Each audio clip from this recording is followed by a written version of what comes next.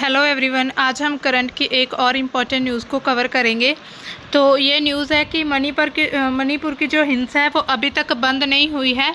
मतलब जो मणिपुर में जो दंगे फसाद हो रहे हैं वो अभी फिर से शुरू हो चुके हैं। मणिपुर अनरेस्ट अभी तक रेस्ट में नहीं आया है। मणिपुर में उग्र प्रदर्शन हो रहा है। प्रदर्शनकारियों ने खुद पर डाला पेट्रोल। 5 जिलों में कर्फ्यू और इंटरनेट सेवाएं बंद।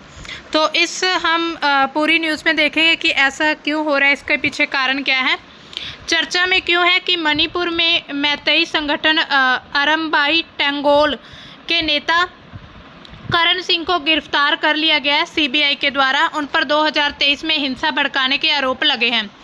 इनकी गिरफ्तारी की खबर फैलने के बाद शनिवार देर रात तक मणिपुर में जो हिंसा भड़क गई थी। राजधानी इम्फाल, जो मणिपुर की राजधानी है, वहां के कई इलाकों में प्रदर्शनकारियों ने वाहनों में आग लगाई, सड़कों पर टायर जलाए, पुराने फर्नीचर को भी जला दिया। प्रदर्शनकारियों ने पेट्रोल डालकर खुद को जलाने की कोशिश की है, जिसकी वजह से ये फिर से चर्चा में आ गया है। मतलब फिर से वहां पर दंगे फसाद शुरू हो चुके हैं। हालांकि बंद पूरी तरह नहीं हुए थे, लेकिन थोड़े कम हुए थे। अब देखिए, जो मैतेई संगठन के जो अरमबाई टेंगोल के नेता हैं करण सिंह, उनको अरेस्ट किए गए। तो मैतेई संगठन के जो समर्थक हैं, जो मैतेई संगठन मतलब समुदाय के लोग हैं, उन्होंने ये सब दोबारा फिर से हिंसा करनी शुरू कर दी है। प्रदर्शनकारियों ने खुद को आग लगाने की कोशिश की है। मैतेई नेता की रिहाई की मांग करते हैं और प्रदर्शनकारियों ने इम्फाल के क्वाकेथेल और उरीपोक में सड़क के बीचों बीच टायर और पुराने फर्नीचर जलाए थे। एयरपोर्ट का भी घेराव किया गया है। मतलब एयरपोर्ट को घेर लिया गया था। इम्फाल के जो अलग अलग इलाकों में प्रदर्शन कर रहे लोगों और पुलिस के बीच झड़प हुई थी। कुछ प्रदर्शनकारियों ने खुद पर पेट्रोल डालकर अपने खुद को आग लगाने की कोशिश की है। जो गुस्से से भीड़ थी, उन्होंने इम्फाल वेस्ट के जिले में खुरई लामलोंग में एक बस को भी जला दिया था। क्वाथेकेल में कई गोलियों की आवाज़ें सुनी गई हैं, लेकिन ये पता नहीं चला कि गोलियां किसने चलाई हैं। 3 लोगों के घायल होने की जानकारी सामने आई है और जो संडे को ये स्थिति थी बहुत ही तनावपूर्ण थी। ये आप देख सकते हैं हिंसा की तस्वीरें। इतनी हिंसा हो चुकी, ये बस चलाई गई है, ये देखिए कारें और जो पुराने फर्नीचर हैं या कुछ भी आग, लोगों ने टायर जलाए हैं। तो इतनी सारी हिंसा फिर से मणिपुर में शुरू हो चुकी है। मणिपुर घटना की अगर शुरुआत की हम बात करें, शुरू से हम देखें कब शुरू हुआ था ये सब। मणिपुर में मई 2023 की बात है, उससे शुरू हुआ जातीय संघर्ष। मैतेई और कुकी समुदायों के बीच तनाव का कारण जो है अब तक जारी है। यह हिंसा मणिपुर हाई कोर्ट के ने 14 अप्रैल 2023 के उस आदेश से भड़की है जिसमें मैतेई समुदाय को अनुचित जनजाति का दर्जा देने की सिफारिश की गई थी। कुकी और अन्य जनजातीय समुदायों ने इसका विरोध किया, जिसके बाद 3 मई 2023 को चुराचांदपुर में आदिवासी एकता मार्च के दौरान हिंसा शुरू हुई थी। कुकी और जो अन्य जाति समुदाय थे उनके बीच ये विरोध हुआ था कि जो मैतेई समुदाय है उसको एसटी में दर्ज करने की सिफारिश की गई थी। लेकिन जो बाकी समुदाय थे, कुकी और जो बाकी जनजातियां मणिपुर में रहती हैं, उन्होंने इसका विरोध किया। फिर इसी वजह से 3 मई 2023 को चुराचांदपुर में जो आदिवासी एकता मार्च चल रही थी उसके दौरान ये हिंसा हुई। वहाँ पर लोगों की झड़प हुई, आग लगा दी गई। अगर इसकी हम प्रमुख घटनाएं और स्थिति की बात करें तो ये है मई 2023 से जून 2025। मतलब आज तक हम पूरा देखेंगे कि क्या क्या हुआ था, कब क्या हुआ, कौन सी हिंसा हुई और उसके लिए क्या सुझाव किए गए थे, कुछ कंट्रोल में हुआ या नहीं हुआ था। तो अब देखिए, हिंसा की शुरुआत तो हो चुकी थी मई 2023 में। All tribal students union Manipur, ATSUM, इसकी फुल फॉर्म है all tribal student union Manipur, उनके द्वारा आयोजित मार्च दौरान चुराचांदपुर के तोरबंग में ये हिंसा भड़कती है। हिंसा में आगजनी होती है, तोड़ फोड़, हत्याएं शामिल थी। 4 मई को सरकार ने देखते ही गोली मारने का आदेश जारी कर दिया था कि अगर कोई ऐसी हिंसा करता है तो उसको देखकर गोली मार दी जाएगी। तो ये उस समय की तस्वीरें आप देख सकते हैं। उस समय भी इतनी ज़्यादा हिंसा हो चुकी थी, मतलब बहुत ही ज़्यादा हालात ख़राब हो चुके हैं मणिपुर के। 8 जिलों में उस समय कर्फ्यू लगा था और इंटरनेट बंद कर दिया गया था। मई जुलाई 2023 तक 130 से 42 लोगों की मौत और 300 से ज़्यादा लोग घायल और 6000 से अधिक लोग विस्थापित हुए थे। ऐसी जानकारी सामने आती है कि 142 लोगों तक की मौत हो चुकी थी, 300 से ज़्यादा लोग जो हैं वो घायल जख्मी हो चुके थे और 60,000 से ज़्यादा लोग जो विस्थापित मतलब अपनी स्टेट अपना डिस्ट्रिक्ट छोड़कर दूसरी जगह चले गए थे। तो जिन 8 जिलों में कर्फ्यू या इंटरनेट बंद हुआ था वो कौन कौन से ज़िले हैं? सबसे पहले था इम्फाल पश्चिम, आप देख सकते हैं। इम्फाल वेस्ट, ये वाला, ये मैप भी सामने दिया हुआ है, आप इसमें आप लोकेशन देख सकते हैं, बिल्कुल मध्य में मणिपुर के बीच में इम्फाल वेस्ट है ये। मतलब यहाँ पर कर्फ्यू लगा था। इम्फाल ईस्ट, इम्फाल वेस्ट और ईस्ट दोनों में लग चुका था। थौबल, तो थौबल भी यहाँ साथ में ही है। और उसके बाद बिष्णुपुर, यहाँ पर आप देख सकते हैं, ये रहा बिष्णुपुर। काकचिंग, तो यहीं पर यह काकचिंग। उसके बाद चुराचांदपुर, ये रहा, हाँ ये रहा चुराचांदपुर। और कांगपोकपी, तो यहीं पर यह कांगपोकपी भी इसके बीच। और उसके बाद है उखरूल, तो ये रहा उखरूल। तो इन सभी ज़िलों में उस समय इंटरनेट सेवाएं बंद कर दी गई थी और कर्फ्यू लगाया गया था। अब देखिए इंटरनेट सेवा क्यों बंद कर दी गई, मतलब अगर हम आज की बात करें तो आज भी यही स्थिति बन चुकी है। इंटरनेट सेवा क्यों बंद कर दी गई? मणिपुर के आयुक्त सह सचिव गृह एन अशोक कुमार ने शनिवार देर रात जारी एक आदेश जारी किया था और मणिपुर राज्य में विशेष रूप से इम्फाल पश्चिम, इम्फाल पूर्व, थौबल, काकचिंग और बिष्णुपुर जिलों में मौजूद कानून और व्यवस्था की स्थिति को मद्देनजर यह आशंका है कि कुछ असामाजिक तत्व जनता की भावनाओं को भड़काने वाले चित्र, अभद्र भाषा और घृणास्पद वीडियो संदेशों के प्रसारण के लिए सोशल मीडिया का उपयोग कर सकते हैं। मतलब कि जो हिंसा को भड़काने के लिए सोशल मीडिया का यूज़ हो सकता है, इसी वजह से ये इंटरनेट सेवाएं बंद कर दी गई, जिससे मणिपुर राज्य में कानून व्यवस्था की स्थिति पर गंभीर असर पड़ेगा। इसमें यह भी कहा गया है कि वीसेट और वीपीएन सेवाओं सहित इंटरनेट और मोबाइल डेटा सेवाएं शनिवार मध्य रात्रि में 5 दिनों के लिए इम्फाल पश्चिम, इम्फाल पूर्व, थौबल, काकचिंग और बिष्णुपुर जिलों में क्षेत्रीय अधिकार क्षेत्र में निलंबित कर दी गई हैं। इंटरनेट और मोबाइल डेटा सेवाओं का निलंबन मामलों के लिए प्रभावी नहीं होगा जहां पर राज्य सरकार छूट देती है और श्वेत सूचीबद्ध का अनुमति देती है। मतलब कि सारे जिलों के लिए या जो मामले निलंबन हो चुके हैं उनके लिए ये चीज़ प्रभावी नहीं होगी। अब देखिए इम्फाल में जो अभी 5 ज़िले हैं जिन पर कर्फ्यू मतलब इंटरनेट सेवाएं और कर्फ्यू लगा दिए गए, इनमें इम्फाल पश्चिम, इम्फाल पूर्व, थौबल, काकचिंग, बिष्णुपुर और बिष्णुपुर शामिल है। तो ये 5 ज़िले हैं इसमें। यहाँ पर आप देख सकते हैं थौबल, बिष्णुपुर, इम्फाल वेस्ट ये है ईस्ट, और जो हाँ थौबल, काकचिंग है। तो इन सभी ज़िलों में ये 5 ज़िले हैं, इनमें इंटरनेट सेवाएं फिर से बंद कर दी गई हैं और जो कर्फ्यू वो लगा दिया गया है। अब देखिए ये हिंसा के कारण क्या थे, मतलब इस हिंसा के कारण क्या है जो शुरू से लेकर अगर हम देखें, मैतेई को एसटी का दर्जा देना। मणिपुर हाई कोर्ट ने फैसला किया था कि कुकी समुदाय द्वारा विरोध कर दिया गया था। कुकी समुदाय को डर है कि इससे उनकी जो ज़मीन और अधिकार है वो प्रभावित हो सकते हैं।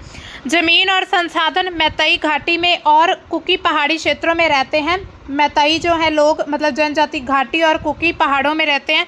मणिपुर में भूमि सुधार कानून के तहत मैतेई को पहाड़ी क्षेत्रों में बसने से रोका गया, जबकि कुकी घाटी में बस सकते हैं, जिससे तनाव बढ़ा है। अवैध प्रवास और नशीले पदार्थ। म्यांमार से कुकी समुदाय के प्रवास और अफीम की खेती को लेकर विवाद किया गया।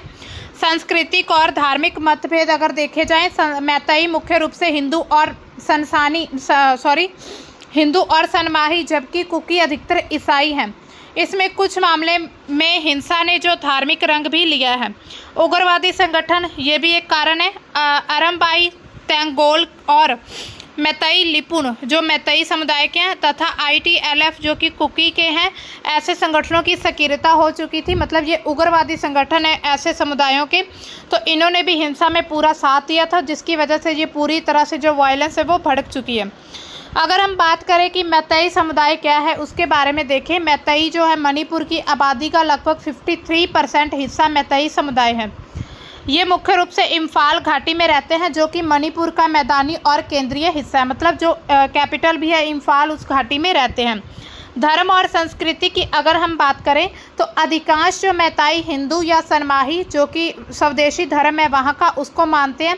इनकी संस्कृति में मणिपुर नृत्य, संगीत और वैष्णव परंपराएं महत्वपूर्ण हैं।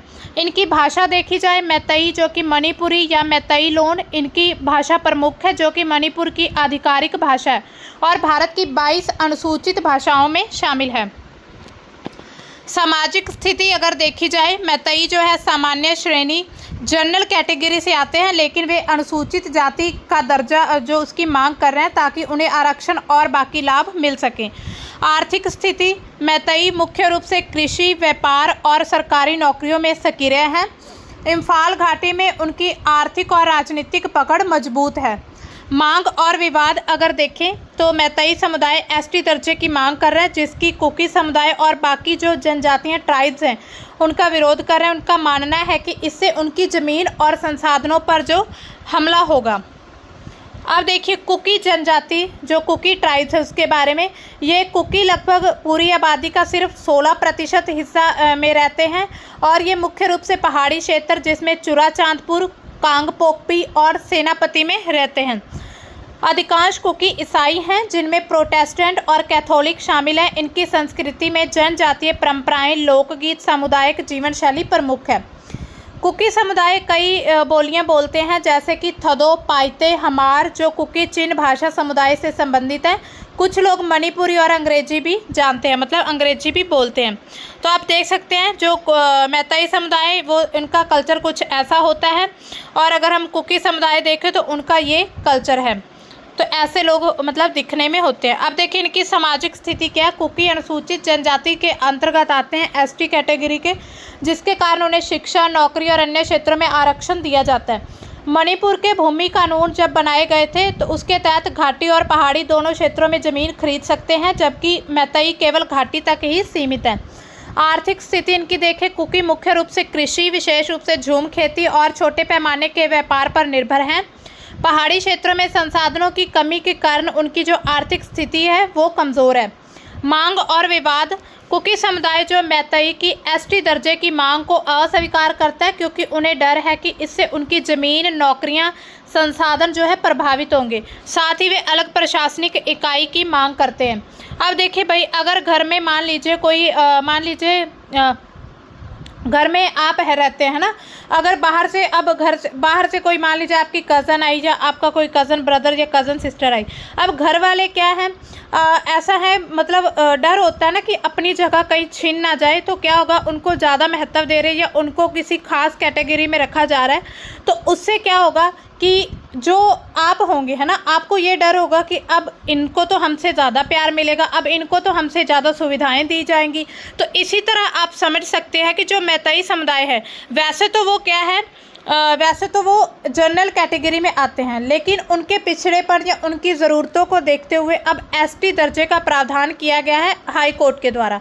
लेकिन जो कुकी समुदाय है और जो बाकी समुदाय एसटी कैटेगरी के हैं, है ना, तो उनको ये डर है कि अगर मैतई समुदाय को एसटी कैटेगरी में ऐड किया गया तो जो संसाधन है, नौकरियां हैं, शिक्षा के जो अवसर है, आरक्षण दिया जाता है किसी रोज़गार में, तो वो अधिकार उनका छिन सकता है। तो इसी वजह से उन्होंने इस चीज़ का विरोध किया। लेकिन विरोध करने का मतलब ये नहीं कि हिंसा शुरू कर दें, हिंसा के बिना भी विरोध किया जा सकता है। जैसे भारत में एक और चीज़ चल रही है जो कि हिंदू और मुस्लिम को लेकर, कि अगर मतलब हिंदू के अलावा जो मुस्लिम, सिख, ईसाई जो अन्य कैटेगरी जैसे कि एससी, एसटी, ओबीसी आती हैं उनको आरक्षण दिया जाता है, तो कुछ हिंदू इनका विरोध करते हैं कि इन्हें आरक्षण ना दिया जाए या फिर हमें बराबर आरक्षण दिया जाए। लेकिन अगर देखा जाए आरक्षण एक प्रकार से इस तरह से सही है कि अगर जिसकी ज़रूरत है उसको वो चीज़ मिलनी चाहिए, तभी तो देश विकसित हो पाएगा, तभी तो वो पर्टिकुलर एरिया डेवलपमेंट होगा। तो इसी वजह से आरक्षण देना भी ज़रूरी है। लेकिन आरक्षण देने के बीच ही ये इतना बड़ी हिंसा और इतने बड़े लेवल की जो ये मतलब दंगे फसाद हो रहे हैं, इतनी ज़्यादा स्थिति वहाँ पर ख़राब हो चुकी है, आरक्षण के कारण ही हुई है। अब देखिए मैतई गुट में कौन कौन से समुदाय आते हैं। मैतई लिपुन, अरमबाई टेंगोल, इनके जो नेता है करण सिंह, उनको गिरफ्तार किया गया जिसकी वजह से ये आज फिर न्यूज़ में आ चुका है। People's liberation army, coordinating committee on Manipur integrity. अगर कुकी समुदाय हम देखें तो Kuki national army, Kuki revolutionary army, Zomi revolutionary army, Kuki students organisation. तो ये कुकी समुदाय के हैं, ये मैताई के गुट हैं, मतलब इनके अलग अलग गुट बने हुए हैं। अब देखिए हिंसा का विस्तार कब होता है। ये मई 2023 से शुरू होती है, ये जुलाई में फैलनी शुरू हो जाती है। 20 जुलाई 2023 को 2 कुकी महिलाओं को नग्न करके घुमाने और यौन उत्पीड़न का वीडियो वायरल हुआ था, जिससे देश भर में आक्रोश पैदा हो गया था और पीएम मोदी ने इसे शर्मनाक बताया था। मतलब जो मणिपुर में शर्मनाक घटना हुई थी उसके बाद ये विरोध और ज़्यादा भड़क गया था। 22 जुलाई 2023 को एक 80 वर्षीय स्वतंत्रता सेनानी की विधवा थी, उसको जिंदा जलाने की घटना सामने आती है। केंद्र सरकार ने हिंसा की जांच के लिए गुवाहाटी हाई कोर्ट के जो पूर्व चीफ जस्टिस अजय लांबा की अध्यक्षता में एक आयोग गठित किया था। तो इसकी जो जांच के लिए आयोग बनाया गया था। फिर 2023-24 में कुछ छिटपुट हिंसा होती है, जो हिंसा में कमी आई लेकिन पूरी तरह से नहीं। 2023 में पूर्व उत्तर की 77% हिंसा घटनाएं जो है मणिपुर में होती हैं। 1 सितंबर 2024 को इम्फाल में ड्रोन हमले होते हैं। 6 सितंबर को विष्णुपुर में आरपीजी हमले की खबर आती है। 11 नवंबर 2024 को जिरीबाम में सुरक्षा कर्मियों के साथ मुठभेड़ होती है और 10 कुकी उग्रवादियों की मौत हो जाती है, जिससे तनाव और ज़्यादा बढ़ जाता है। अगर किसी समुदाय के लोगों को कुछ हो जाए या अगर उनकी हत्या कर दी जाए, कुछ भी हो, तो उस समुदाय के लोग ऑटोमेटिकली भड़क जाते हैं। तो इससे क्या होता है कि दोनों तरफ से लड़ाई शुरू हो जाती है। इम्फाल में मंत्रियों और विधायकों के घरों पर हमले होते हैं और कर्फ्यू और इंटरनेट सेवाएं बंद कर दी जाती हैं। मतलब इतना ज़्यादा वहाँ का एडमिनिस्ट्रेशन वीक हो चुका था, कमज़ोर हो गया था कि जो वहाँ की जो एडमिनिस्ट्रेशन प्रशासन था वो भी इन हिंसा को नहीं संभाल पाया। अब देखिए इसके लिए कुछ शांति प्रयास भी किए जाते हैं। उसी समय से लेकर 2023 से 25 तक, जून 2023 तक शांति समिति का गठन किया गया। केंद्र सरकार ने तत्कालीन राज्यपाल अनुसुईया उइके की अध्यक्षता में एक शांति समिति बनाई थी, जिसमें मैतई, कुकी, नागा और अन्य समुदाय के प्रतिनिधियों को शामिल किया गया। दोनों समुदायों के बीच संवाद स्थापित करना और हिंसा को रोकना इसका उद्देश्य था। इसका परिणाम क्या था? समिति प्रभावी नहीं हुई क्योंकि दोनों समुदायों के बीच अविश्वास बना रहा, मतलब कि वो आपस में ट्रस्ट नहीं बना पाए। कुकी संगठनों ने मैतई प्रधान समिति पर पक्षपात का आरोप भी लगाया था। फिर नवंबर 2023 में यूएनएलएफ के साथ शांति समझौता होता है।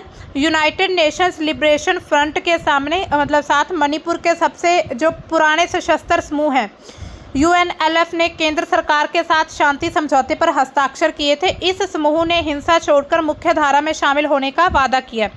इसका प्रभाव क्या पड़ा था? यह समझौता मैतई समुदाय के एक हिस्से को मुख्य धारा में लाने में मददगार रहा, लेकिन कुकी मैतई संघर्ष पर इसका जो सीधा असर था वो सीमित रहा था, मतलब बहुत ज़्यादा इफेक्ट नहीं कर पाया था।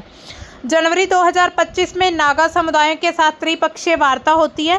केंद्र सरकार, मणिपुर सरकार और यूनाइटेड नागा काउंसिल के बीच सेनापति जिले में त्रिपक्षीय वार्ता हुई। यह वार्ता 2016 में बनाए गए 7 नए जिलों के निर्माण को वापस लेने के मुद्दे पर केंद्रित थी, जिसका नागा समुदाय विरोध करता है।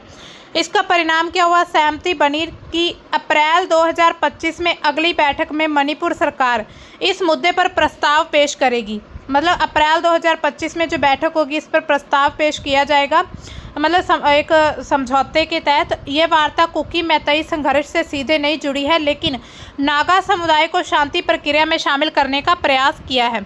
मतलब नागा समुदाय को बीच में लाकर उन तीनों समुदायों के बीच त्रिपक्षीय जो वार्ता है उसको शुरू करने का प्रयास था।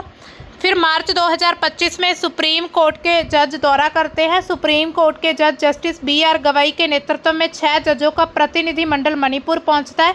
उन्होंने राहत शिविरों का दौरा किया और दोनों समुदायों के बीच बातचीत की। जस्टिस गवई ने कहा कि दोनों समुदाय शांति चाहते हैं और संविधान के तहत समाधान भी संभव है। उन्होंने उम्मीद जताई कि जल्द ही समाधान निकलेगा। इसका प्रभाव क्या पड़ा?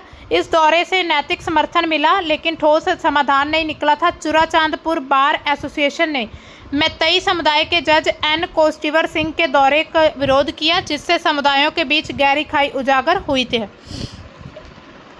अप्रैल 2025 में जो होम मिनिस्ट्री की बैठक होती है गृह मंत्रालय ने मैतेई और कुकी समुदाय के प्रतिनिधियों के साथ नई दिल्ली में एक महत्वपूर्ण बैठक आयोजित की थी। गृह मंत्री अमित शाह ने दावा किया कि राष्ट्रपति शासन लागू होने मतलब कि 13 फरवरी 2025 को राष्ट्रपति शासन लागू कर दिया गया था। उसके बाद दिसंबर 2024 में होने के बाद जो मार्च 2025 तक हिंसा में कमी आई है। उन्होंने कहा कि दोनों समुदायों के बीच 13 बार हम बातचीत कर चुके हैं। इस जो गृह मंत्रालय की बैठक है इसका उद्देश्य क्या था कि हिंसा को ख़त्म करना, स्थायी शांति स्थापित करना और बैठक के परिणामों की स्पष्ट जानकारी उपलब्ध नहीं है। मतलब पूरी तरह नहीं बताया गया कि जो बैठक के परिणाम क्या निकले थे। इसके अलावा भी कुछ प्रयास किए जाते जैसे कि अमित शाह का रोड मैप। सितंबर 2024 में अमित शाह ने मणिपुर में शांति के लिए विस्तृत रोड मैप की घोषणा की जिसमें केंद्रीय सुरक्षा बलों की रणनीतिक तैनाती की गई, मतलब उनको डिप्लॉय किया गया था। भारत म्यांमार सीमा पर फेंसिंग शामिल थी। नागा समुदाय की भूमिका क्या रही है? जनवरी 2025 में तत्कालीन मुख्यमंत्री एन बीरेन सिंह ने नागा समुदाय से शांति प्रक्रिया में सक्रिय भूमिका निभाने की अपील की है। जीबीराम में स्थानीय समझौता होता है। जीबीराम जिले में मैतेई और हयार समुदायों के बीच एक स्थानीय शांति समझौता हुआ, लेकिन 24 घंटे के भीतर ही गोलीबारी और आगजनी की घटनाओं ने इसे प्रभावहीन कर दिया था। मतलब फिर वहां पर घटनाएं शुरू हो जाती हैं। 2025 की प्रमुख घटनाएं क्या हुई? 9 फरवरी 2025 को मुख्यमंत्री एन बीरेन सिंह ने इस्तीफा दिया। हिंसा को नियंत्रित न कर पाने के लिए उन्होंने माफ़ी मांगी और जो मुख्यमंत्री है वो रिज़ाइन कर चुके हैं। 2025 जून में क्या होता है? मैतेई संगठन अरमाबाई तेंगलो के नेता जो कानन सिंह है, करण या कानन, ये दोनों नाम से जाने जाते हैं, कानन सिंह और 4 अन्य की गिरफ्तारी के बाद फिर हिंसा भड़कती है। प्रदर्शनकारियों ने इम्फाल में टायर फर्नीचर वाहनों को में आग लगाई। कुछ ने आत्मदाह की कोशिश भी की। इसमें 5 जिले कौन कौन से हैं? इम्फाल जो पूर्व पश्चिम दोनों साइड का, थौबल, बिष्णुपुर, काकचिंग, ये 5 जिले हैं। इसमें इंटरनेट बंद कर दिया, कर्फ्यू लगाया। अरमबाई तेंगोल के 10 दिन के बंद का ऐलान किया है। मतलब इन्होंने कहा कि 10 दिन बंद रहेगा। नवंबर 2024 तक 258 मौतें हो चुकी हैं। 60,000 विस्थापित हुए लोग, 4,786 घर जला दिए गए और 386 जो धार्मिक स्थल नष्ट हो गए हैं। तो इस लेवल की हिंसा थी भारत में। आप देख सकते हैं फिर से ये जो हिंसा शुरू हो चुकी है। अब देखिए इसके प्रभाव क्या पड़े थे। मानवीय जो हानि थी वो कितनी हुई? 258 से ज़्यादा मौतें, 1500 से ज़्यादा लोग घायल और 60-70 हज़ार लोग विस्थापित हुए। इसमें आर्थिक नुकसान भी बहुत हुआ है। अब देखिए कहीं भी लड़ाई होती है तो वहाँ की जो अर्थव्यवस्था पूरी तरह से नष्ट हो जाती है। खेती, शिक्षा, स्वास्थ्य सेवाएं ठप, किसानों को फसल बोने में देरी हुई, स्कूल बंद कर दिए गए, चिकित्सा संसाधनों की कमी आई है। सामाजिक दबाव, दोनों समुदायों के बीच गहरा अविश्वास हुआ, बफर जोन बनाए गए, लेकिन हिंसा फिर भी नहीं रुकी थी। सेना, असम राइफल्स और सीआरपीएफ तैनाती को कुछ क्षेत्रों में फिर से लागू किया गया था। इंडियन आर्मी को भी लागू वहाँ पर तैनात किया गया था। अब देखिए मणिपुर हिंसा, यहाँ पर आप पोस्टर से देख सकते हैं, ये डेटा है। 300 प्लस मौतें, 1500 लोग घायल। और मैतेई में अगर देखी जाए आबादी तो 53% मैतेई समुदाय के लोग हैं और नागा कुकी समुदाय के 40% हैं। और ये लोग पहाड़ी क्षेत्रों में रहते हैं, ये इम्फाल घाटी में रहते हैं। यहाँ पर टोटल जिले 16 हैं, जिसमें आप देख सकते हैं कौन कौन से हैं। सेनापति, उरखूल, इम्फाल ईस्ट, वेस्ट, तामेंगलोंग, कंगपोकपी, जिरीबाम, नोनी, बिष्णुपुर, फेरजौल, चुराचांदपुर, चंदेल, काकचिंग, तेंगुनपाल, थौवल और कामजोंग। तो ये सभी जो हैं ज़िले हैं। तो इनमें जो 5 ज़िले थे हमने पीछे देखे थे, उनमें ये हिंसा हुई है। यहाँ पर आप देख सकते हैं 5 ज़िलों में। अब देखिए इससे जो हिंसा वहाँ पर हुई, इससे सरकार क्या एक्शन ले रही है। राज्य भवन की सुरक्षा जो है वो बढ़ा दी गई है। राजभवन की ओर जाने वाली सड़कों पर सुरक्षा बढ़ाई गई है। केंद्रीय बलों की अतिरिक्त तैनाती कर दी गई है। प्रशासन ने चेतावनी दी कि जो भी व्यक्ति जारी आदेशों का उल्लंघन करेगा उसके खिलाफ कड़ी कानूनी कार्रवाई की जाएगी। तो आप देख सकते हैं ये सुरक्षा बढ़ाने के लिए आर्मी और जो सुरक्षा बल है उनको तैनात कर दिया गया। 13 फरवरी से राष्ट्रपति शासन लगा है और नई सरकार 15 जून तक बनने की संभावना की जा रही है। मणिपुर में 13 फरवरी से राष्ट्रपति शासन लागू है, लेकिन मौजूद विधानसभा भंग नहीं हुई है, सिर्फ निलंबित कर दी गई है। हालांकि 30 अप्रैल को 21 विधायकों ने प्रधानमंत्री नरेंद्र मोदी और केंद्रीय गृह मंत्री अमित शाह को पत्र भेजकर राज्य में तत्काल लोकप्रिय सरकार बनाने की मांग की थी। पत्र पर भाजपा के 14 विधायकों ने साइन किए हैं। मतलब ये मांग की गई थी कि नई सरकार बनाई जाए। इसके बाद इम्फाल राजभवन में 28 मई को एनडीए के 10 विधायकों ने राज्यपाल अजय भल्ला से मुलाकात की थी। इनमें से एक विधायक ने भास्कर को, मतलब जो न्यूज़पेपर वाले एंकर्स है या फिर जो रिपोर्ट है उसमें बताया कि नई सरकार के ढांचे पर चर्चा हुई है।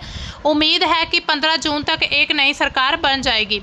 तो आप देख सकते हैं ये लोगों के द्वारा प्रदर्शन किया जा रहा है, वहाँ की महिलाओं के द्वारा।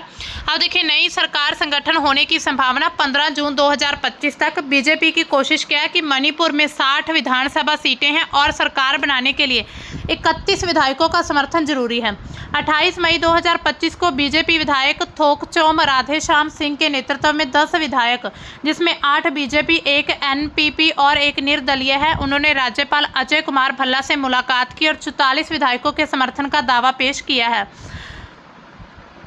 30 मई 2025 को बैठक होती है। बीजेपी के 27 विधायकों ने नई सरकार बनाने पर सहमति जताई, लेकिन जो पूर्व मुख्यमंत्री एन बीरेन सिंह और स्पीकर हैं जो सत्यव्रत सिंह को इस बैठक से दूर रखा गया। यह दर्शाता है कि बीजेपी एक तटस्थ नेतृत्व चाहती है कि एक न्यूट्रल जो नेतृत्व है वो हो और मैतई और कुकी समुदाय को स्वीकार्य होना चाहिए। निर्दलीय विधायक का बयान क्या है? सपाम निशिकांत जो है उन्होंने कहा कि जल्द ही लोकप्रिय सरकार बनेगी और इसके लिए राज्यपाल को समर्थन पत्र सौंपा गया है। शांति प्रयास क्या है? विधायकों ने मैतई कुकी तनाव को कम करने के लिए तटस्थ संवाद मंच और शांति दूत नियुक्त करने का ये प्रस्ताव दिया है। चुनौतियां भी आती हैं ऐसे में, नेतृत्व पर असमंजस। बीजेपी अभी तक नए मुख्यमंत्री के नाम पर सहमति नहीं बना पाई है, मतलब अभी तक कुछ डिसीजन नहीं लिया गया कि किसको मुख्यमंत्री बनाया जाएगा। मैतई और कुकी समुदायों के बीच अविश्वास के कारण ऐसा नेतृत्व चुनना जो मुश्किल हो जाता है, दोनों को स्वीकार्य हो। कुकी समुदाय का रुख क्या? कुकी संगठन जैसे कि ITLF ने राष्ट्रपति शासन का स्वागत किया, लेकिन उनका कहना है कि मैतई मुख्यमंत्री स्वीकार्य नहीं होगा। वे अलग प्रशासनिक इकाई की मांग कर रहे हैं। हिंसा का खतरा। जून 2025 में अरमबाई तेंगोल के नेता कानन सिंह की गिरफ्तारी के बाद हिंसा फिर से भड़की है, जिससे सरकार गठन की प्रक्रिया और ज़्यादा जटिल हो सकती है। संभावना क्या है? मतलब अगर इससे हम देखें कि प्रोबेबिलिटी या इससे रिजल्ट क्या निकल सकते हैं, संभावना है अभी।